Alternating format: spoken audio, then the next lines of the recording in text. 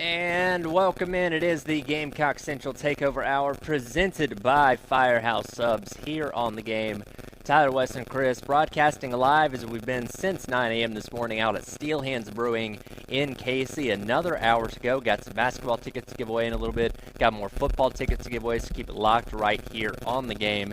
And we also going to continue to preview what's coming up this weekend between the Gamecocks and the other Gamecocks from Jacksonville State.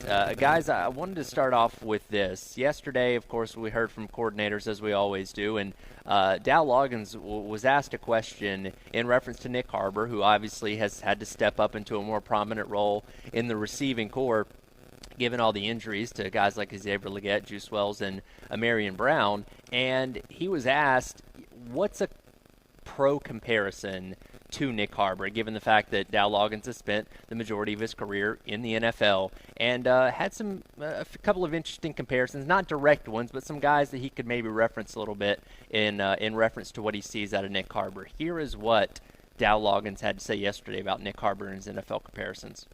It's like for Legette, like the guys I've scouted, like DJ Metcalf reminds me of him, and Nyck is so unusual from an aspect of he's a track guy that's learned how to play football, and he's getting better every week, and he's big and he's fast, and there's not very many humans on the face of the earth that are his size with his speed, and there's not many kids that have his type humbleness as well. So from that span, I think he's very unique.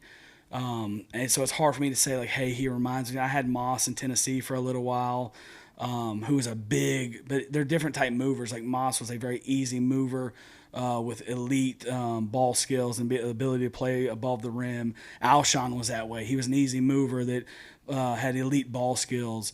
This kid is a build-to-speed, long-striding, powerful kid that's strong. He's just built differently than most people that you come across. I think that's why everyone's so intrigued with him. I think that's why we get so many questions about him, because I remember going out in pregame warm-up and Eli Drinkowitz comes up and he's like, golly, look, that guy's impressive looking. He's just built different. He looks different. He moves different. He's got a lot of work to do as a wide receiver, but like a comparison, it's a very unique comparison. So I don't have one guy I'm like, hey, he really reminds me of him, because his background and size, highway speed is so unique. Yeah, so that, of course, the voice of Dow Loggins, South Carolina offensive coordinator. And so, Chris, I thought the most interesting thing about anything that he said there was there really wasn't a comparison. Yeah. He was talking about, he mentioned Legette and DK Metcalf, right? Mm-hmm. Like that caught me a little bit off guard when he initially said it, listening to the press conference yesterday, but I think he was just kind of recalling, I've made this comparison with Xavier Legette.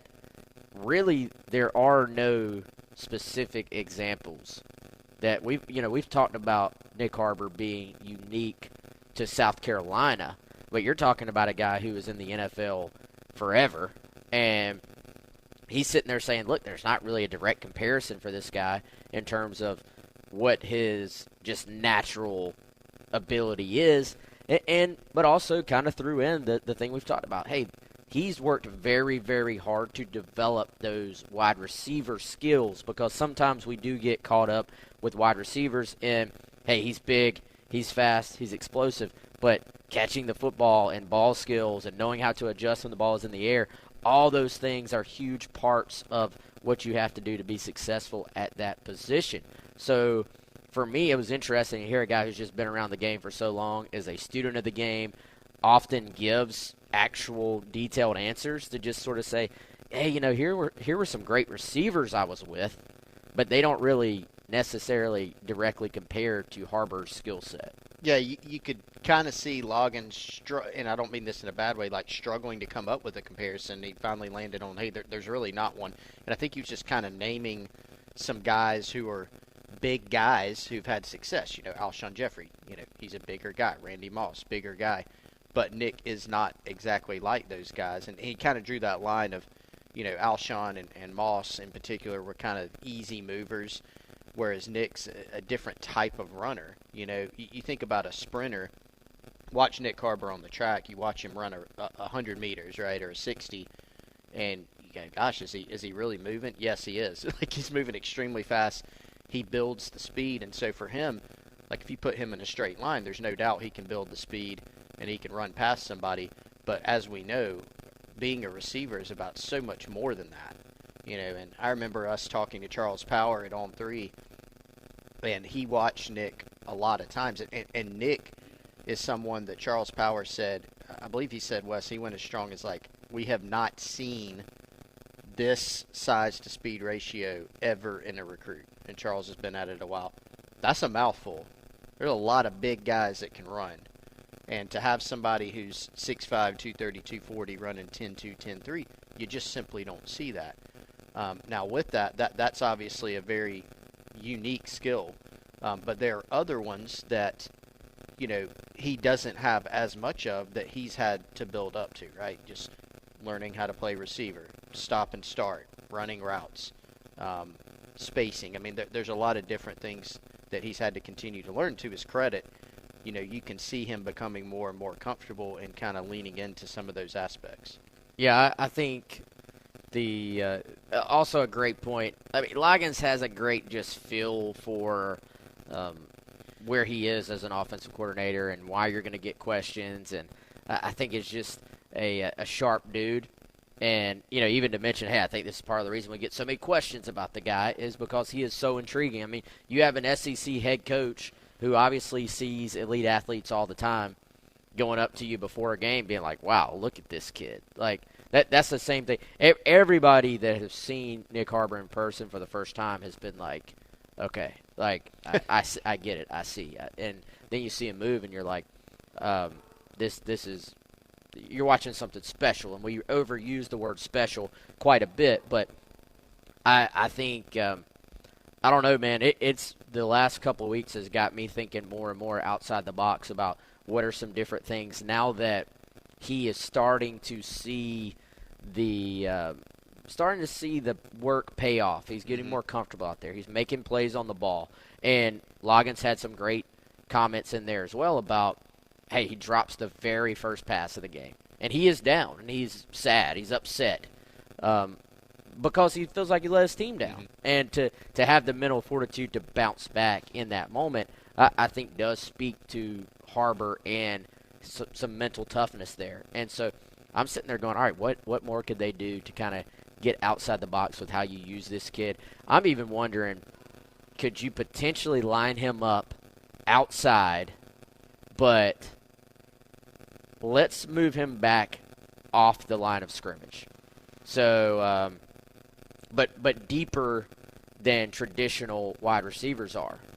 And then let's let him, kind of like in the arena football, obviously you can't start moving forward before the ball is snapped. But let's let him get ahead of steam before he gets to the line of scrimmage, before there's any contact from a cornerback. And let's see if a cornerback can deal with that size, that guy, with a head of steam coming at him at the line of scrimmage. So, like, I think there's some different things you could get creative with. The further along he becomes as a wide receiver, the more things you could potentially do with him. Yeah, and it goes back to being comfortable. I mean, we saw the pass play to him that was technically a run, right, against A&M. I mean, we haven't seen that before out of Nyck Harbor. Being behind the line of scrimmage, catching that ball, and kind of allowing him to get the football and maybe get ahead of steam, Instead of run, route, catch ball, it's back up, catch ball, run, right? So a little bit different. And we still have not seen, Wes, the thing that everybody wants to see.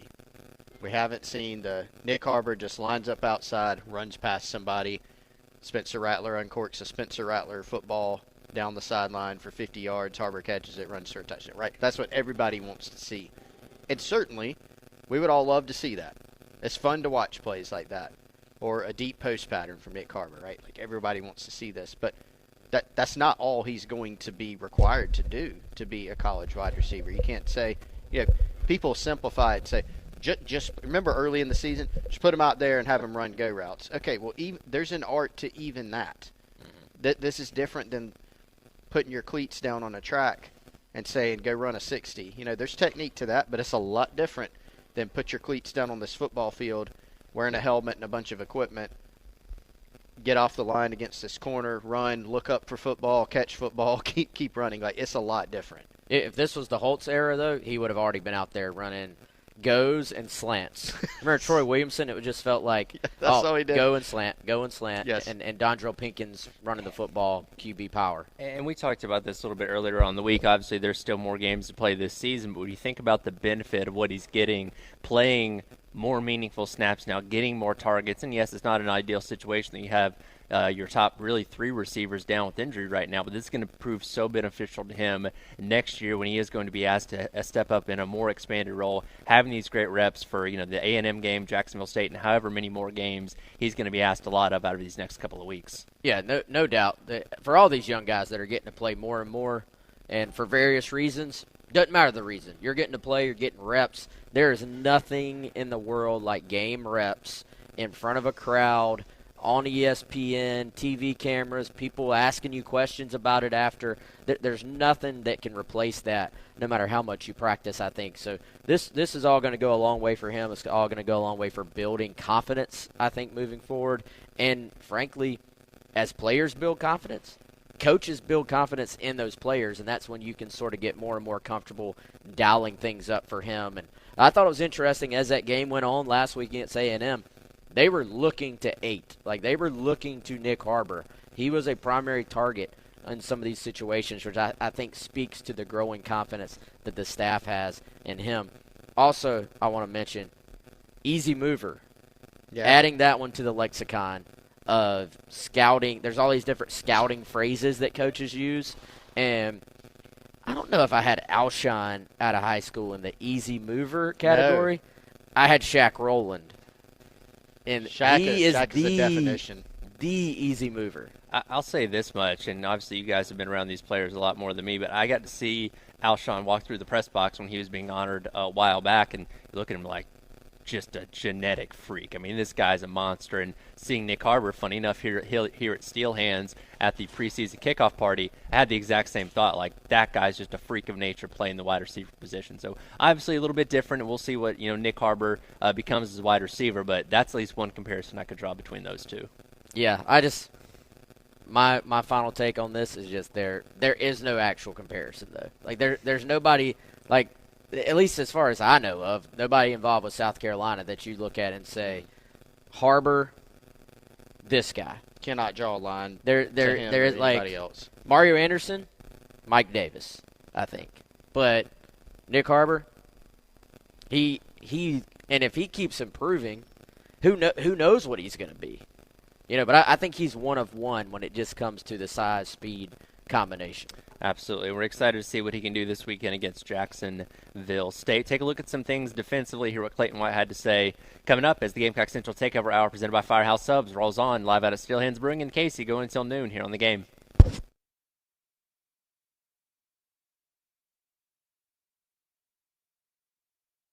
Half redneck, half posh.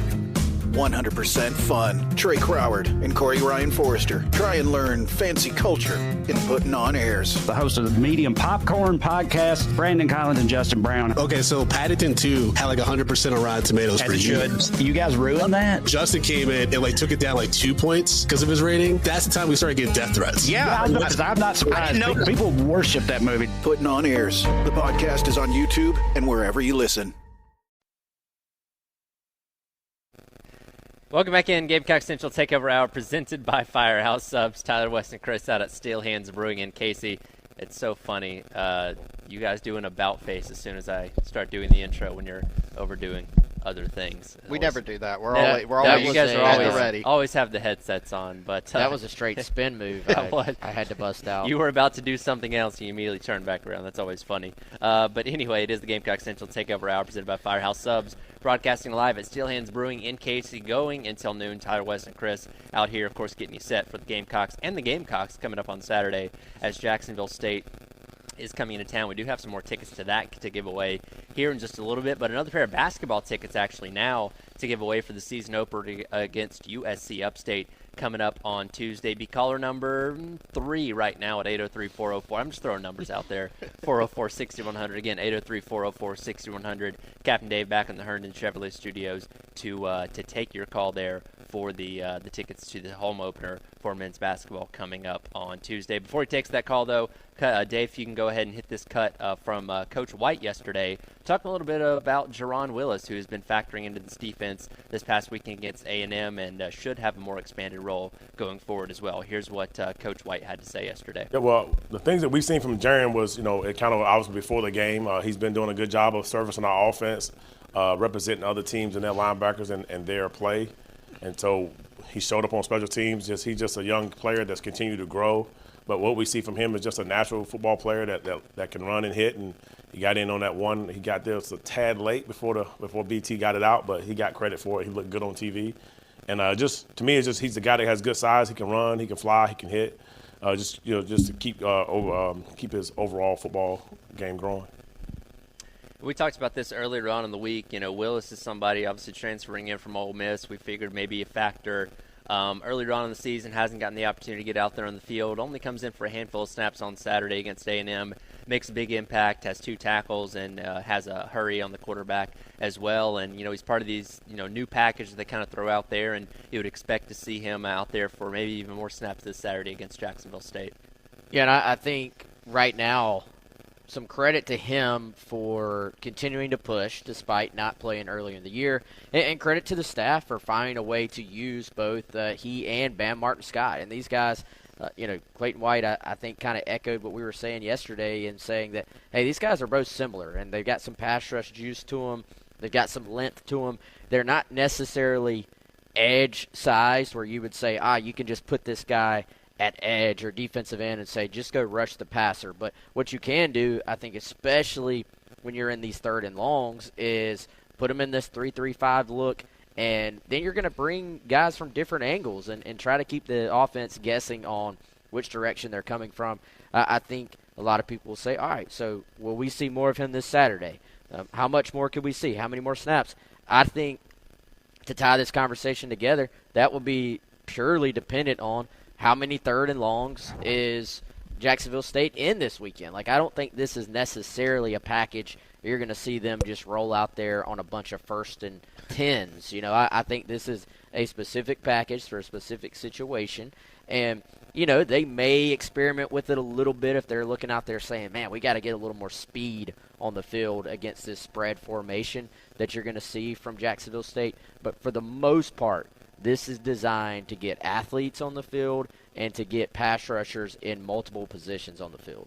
Yeah, and, earlier in the season, as Clayton White alluded to, this is a guy that was just doing a lot of scout team work for you. So, simulating the other team's linebackers, and with his athletic profile, probably something that he was pretty good at. But he continued to flash. That this week, him being in the game, when you saw him out there, in one way it was a surprise because it was literally, I think, guys, the first snaps he played this year on defense or special teams. But Shane Beamer had mentioned before the A&M game, I think the week before too, before the previous game, hey, this is a guy that's been flashing on our scout team. He's been doing some good work on special teams, and so he got that opportunity. As you said, Wes, different type of matchup. A&M more of your kind of traditional style of offense versus playing a tempo zone read team. But if you can get into those situations, if you have Jacksonville State in a 3rd and long playing, again, an athletic quarterback, playing a guy like Jerron Willis makes some sense. I mean, the players seem to like the package. We saw it some. They had some success with it. So we'll see. But I totally agree with Wes, dependent on the situations that you can create because it's a situational package right now. And I think sometimes when we talk about rotations and who's playing what and what player is in a game, and sometimes you do kind of lose a little bit of sight of, hey, the way the game has flowed is going to determine some of these rotations. And I think that's the case at times when you start talking about running backs as well. Well, how many carries did this guy get? Well, hey, we were down in this game, and we had to throw the ball more. Or the other side, look at the Mississippi State game, they just said, look, we're going to force feed Mario Anderson and get him going and try to develop this running game a little bit. So game flow, opponent, matchups, all these things are, heavily factor in to all the other little details that go into a game. And the beauty of college football, one of the best things about college football, is it's not like the NFL where for the most part you're going to see pretty similar schemes every single week. you're going to see a diverse range of opponents and approaches and schemes from week to week, and this week a pretty unique one in Rich Rodriguez's scheme. And again, we talked about this earlier in the week as well. Jerron Willis has several years of eligibility left, so he's somebody that can obviously factor into this defense for a while, and good to see him finally getting the opportunity to get on the field, even in these kind of limited roles so far. Yeah, I mean, explosive kid, and I think he can build off of this year. Like, I think, look at Debo Williams and kind of his trajectory at South Carolina. Not that this is exactly the same. Debo was playing more of an actual backup role. So this is 4-2-5. You're learning the entire defense. You're learning the entire scheme, and we trust you to go play a backup role. Debo did that well for a couple of years, and now he moves into a starting role. I think for Willis, it's more like, hey, right now we're going to use this package to get you on the field, but use this to build confidence. Use this to show that, hey, you're a guy physically talented enough that we have to find a way to keep getting you on the field. I think you go into this next offseason and try to figure out, going through spring, going through all the meeting time you're going to have during an offseason, can he get himself then in a position to go be one of South Carolina's true linebackers in the 4-2-5 and compete for maybe not a starting spot but a rotational spot in that group. And I got to wonder if we see him more on special teams. Like, does that role expand? Because, as we know, there's still some unsettled spots for the Gamecocks on special teams. Some of those personnel losses from last season have been felt this year. And, Pete Lembo, he didn't speak this week, but he has alluded to multiple times that the kick return team, for instance, has not been nearly good enough for South Carolina.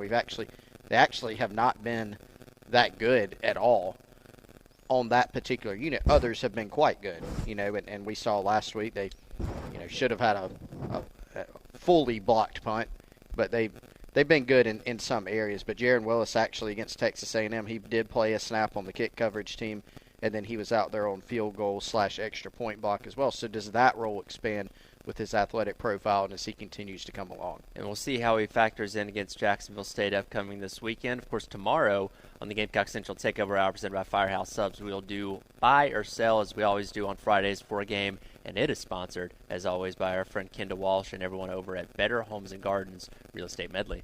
Yes, the Dwell team at Better Homes and Gardens Real Estate Medley. Great people. We had a fantastic time out there. I guess that was about 3 weeks ago now, hanging out with them over in West Columbia.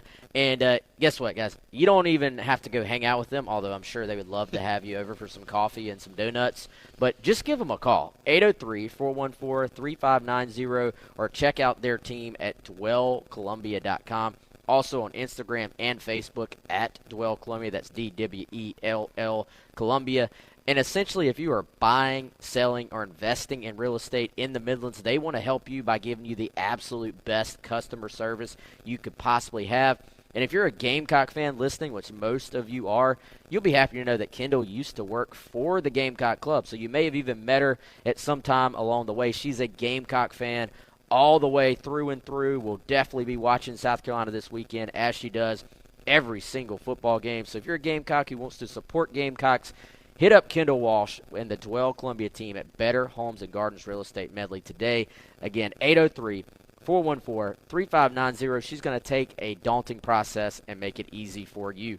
Very cool thing happening this Saturday during the Jacksonville State game. Going to honor the 2010 to 2013 South Carolina team. One of the most accomplished groups to ever come through South Carolina. We'll touch on that a little bit coming up. Listen to Gamecock Central Takeover Hour presented by Firehouse Subs live at Steel Hands Brewing in Casey, going until noon here on the game.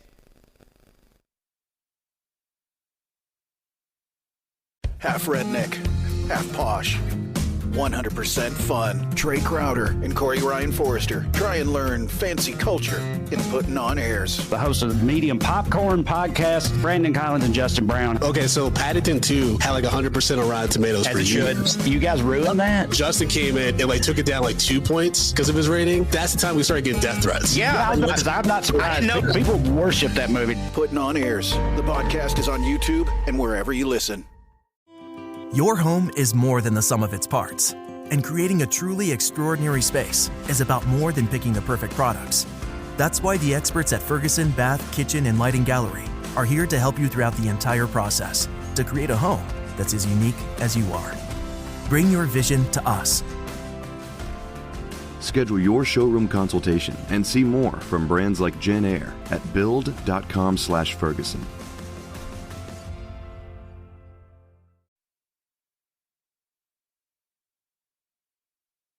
Welcome back in Gamecock Central Takeover Hour presented by Firehouse Subs here on the game. Tyler West and Chris with you out at Steel Hands Brewing in Casey going until noon. Of course, getting you set for the Gamecocks and the other Gamecocks coming up this Saturday. Kickoff at noon, which you can listen to right here on the game. Pre-game coverage starting at 7 a.m. with myself and Terry Ford for Gamecocks Game Day. Another edition of the Lawyer Lisa Special Teams Touchdown Contest rolling over to yet another week. $900 up for grabs if South Carolina can get a Special Teams touchdown this weekend against Jacksonville State. Head on over to 1075thegame.com and register for your chance to win. If that touchdown does happen, a winner will be announced live on the air with Bill and Preston come Monday on the early game. If it doesn't, it just rolls over to $1,000 for Vanderbilt the following weekend. And speaking of the game against Jacksonville State, still feeling very generous this morning. One more pair of tickets to that game for caller number... Can I say it? Sure. Caller number 8. Caller number 8, according to Harbor. Wes, for Nyck Harbor. Caller number 8 right now, 803-404-6100. Captain Dave back in the Herndon Chevrolet Studios to take caller number 8 to win a pair of tickets to the Jacksonville State game coming up on Saturday. Really cool thing happening at the game on Saturday. The 2010 to 2013 Gamecocks team, including Steve Spurrier, going to be honored at Williams-Brice Stadium. Of course, the 2010 team going to the SEC Championship game, and the 11 through 13 teams winning 11 games in each of those seasons. The greatest class to ever come through South Carolina, and cool that they're going to be honored. Really, I guess, like a 10-year reunion on Saturday during the game. Yeah, what a group. Accomplished so much. I mean, you start with 2010, first and only trip to Atlanta. You unfortunately ran into the cyborg that was Cam Newton. As everyone did that once year. Everybody did. They were not alone in that. Had to play Auburn twice, too. Most important thing is you got to Atlanta. Man, I still remember just how much excitement, how much of a thrill that was for South Carolina fans. So you had that great year, and then you followed it up with, obviously, the run that everybody talks about, 33-6 over 3 years. Some absolute thrillers in there. And then, of course, in the midst of all that, you had the 5-year winning streak over Clemson. So those are some fun years that people should appreciate. It'd be really cool to see a lot of those guys. I mean, some great players. I've been kind of harping on this point recently. The best college football teams year in and year out, the ones that are competing consistently for titles, not, hey, you upset a team here and there, hey, you had one good year. Like the teams that are consistently there, they have the best players, right? And so you look at when Steve Spurrier got to South Carolina, he was a great coach at Duke. He was a great coach at Florida. He's a great coach at South Carolina, the best that this program has seen.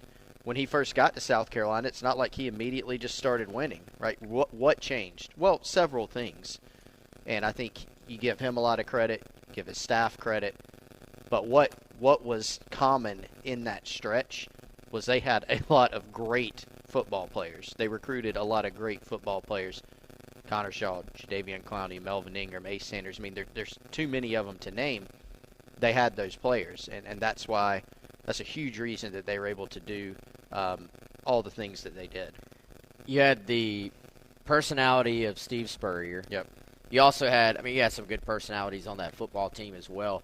The thing I remember is, and this goes back to having players, but the number of weapons those South Carolina teams had, and by weapons I don't necessarily even mean traditional like what you think of, like, wide receivers.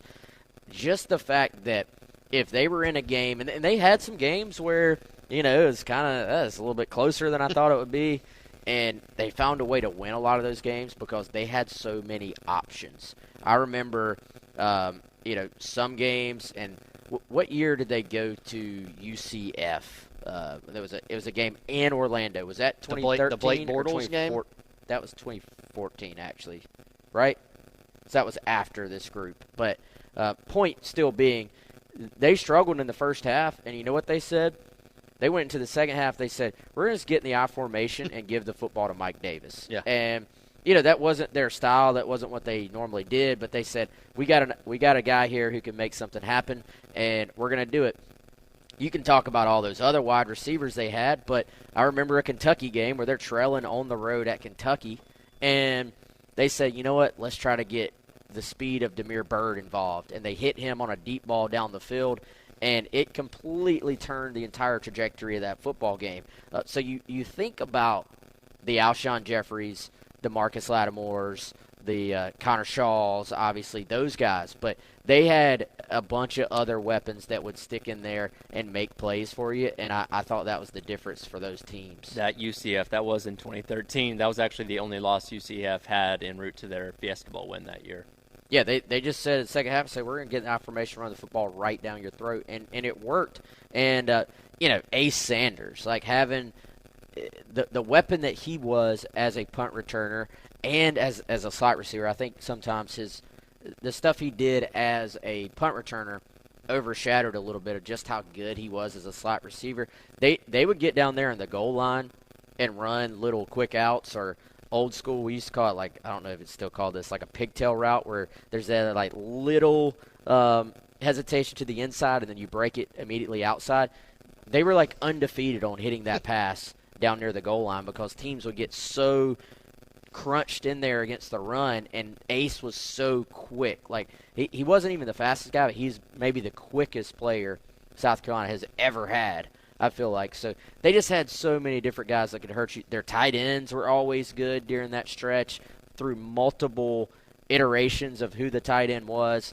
And then, 2010, beating Alabama, I remember the absolute euphoria on campus that day after South Carolina has game day in, beats Alabama.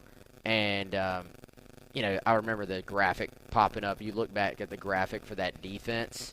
The guys that were on that South Carolina defense, particularly defensive line and secondary, is just ridiculous. Yeah, there's a path. Like, teams just don't win by accident. You've got to have great players, great coaching. I think Wes put it well. Like, great players mixed with how Steve Spurrier did things. It's kind of a magical formula. Do we have a list of which guys are going to be in town this weekend as part of being honored? Do we know yet? I don't think we have that list. It's obviously a large group that could potentially show up, but a lot of key names. There's some of those guys obviously still playing in the NFL that would not be able to come, but I imagine quite a few names will be there to be honored on Saturday. Don't y'all feel like 10 years it's a good amount of time to invite everybody back? Yeah, absolutely. Yeah. 5 too soon. Yeah, like 10 years. 20 it's too been many. long enough. Yeah. It's been long enough. Good solid round number. Yeah. And these guys, they deserve the accolades. Like, man, Ace Sanders, like, man, he was so good. Like, you think about the Georgia 2012 punt return. When you were talking about routes, Wes, I was thinking about, you remember in the bowl game, and I don't remember which one it was, but they needed a play, and they ran the old double slant with Ace, and he knew the route. Like, you go back and watch that play. The defender, like, plays it pretty well. Like, you probably knew, okay, Ace Sanders is going to run right at me and run a slant, and he still couldn't stop it. Like, his tight window throw, you just couldn't stop it. The play against Clemson in, 2012, when you're on the road, catches the ball over the middle, makes a couple Clemson defenders collide, hit themselves, beats another guy on an angle. And it's a great point Wes made. Like, they just had so many guys, even if they weren't, like, super dynamic. You had Nicky Jones out there, just running great routes, smart guy, knew what he was doing.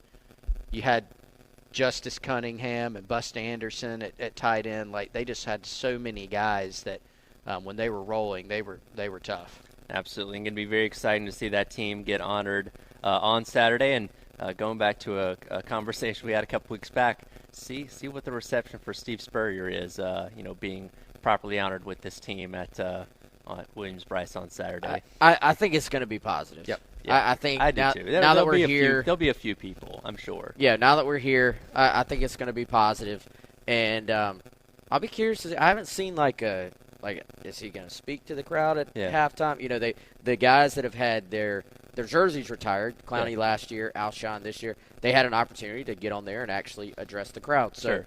I imagine Spurrier may have something to say. Sure. I don't know. We'll see. Well, hey, Spurrier, if you're in town, come hang out with us tomorrow for the Gamecock Central Takeover Hour. We'll let you speak as much as you want. True. I mean, he can run the show if he wants. That's right. You know what we really need is the Spurrier Grill. Like, I hear that it's going very well in Jacksonville. They're starting to try to build up the area around Williams-Brice Stadium. We still don't know what all that's going to look like. Pop one in there. Why franchise that thing. Spurrier Grill. Yeah. Again, excited to see the 2010 to 2013 team get honored this Saturday at Williams-Brice Stadium. We'll come back and wrap up today's edition of the Gamecock Central Takeover Hour presented by Firehouse Subs. Talk a little bit of recruiting ahead of Saturday as we're broadcasting live at Steel Hands Brewing in Casey going until noon here on the game.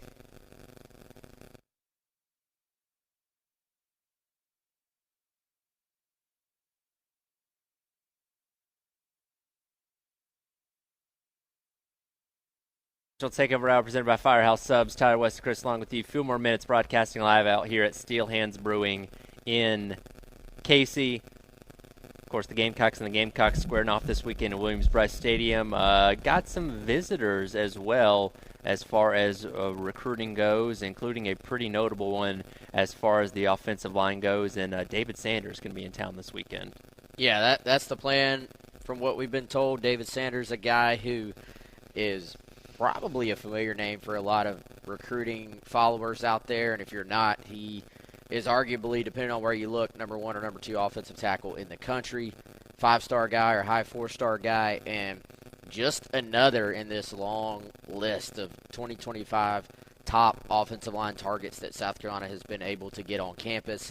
We don't really have a list yet as far as other names that might be there this weekend, but as always, we'll probably have something for everybody either today, sometimes as early as today, but definitely by tomorrow. But this is going to be one of those games, generally noon kickoff. It's very difficult for players from out of state to get there just because the logistics. A lot of them are playing on Friday night and then having a noon kickoff. Well, normally a game like this is more in-state or sort of neighboring state heavy. It probably won't be the biggest list of names, but there will be some key guys there almost every time. And I think for South Carolina, that sometimes gives you the chance to sort of focus on a few guys. And certainly for David Sanders, who they've been in on for a long time. They've prioritized him for a long time. It feels like it's been a while since he's been on campus, so they're going to want to, of course, try to make a push there with him. Competition's big for that one. You know, I mean, he's got, you name it, Clemson and North Carolina, Georgia, Alabama, et cetera, on and on. I mean, being one of, if not the top offensive tackle prospects in the country.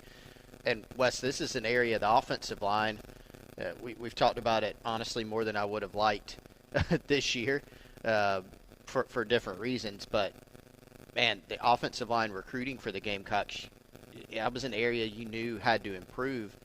And there's the proof's in the pudding there that they've done that, right? You even look at the 2023 class, you see how things built and the guys that they landed.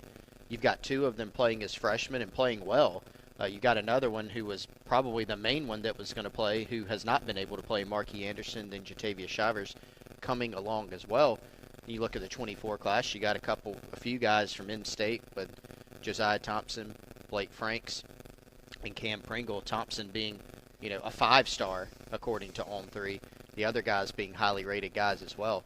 And then you look at 2025 and some of the early work that they've done, that the staff's done a really good job. It's been a team effort, really, between Lonnie Teasley, Greg Adkins, Taylor Edwards, Sam Survey, all on the staff, doing a fantastic job of getting guys in early on campus. Sanders is one of those, and there are others. And so for a fan base that's been hungry to get, you know, some big-time offensive linemen in, when are we going to have a dominant O-line?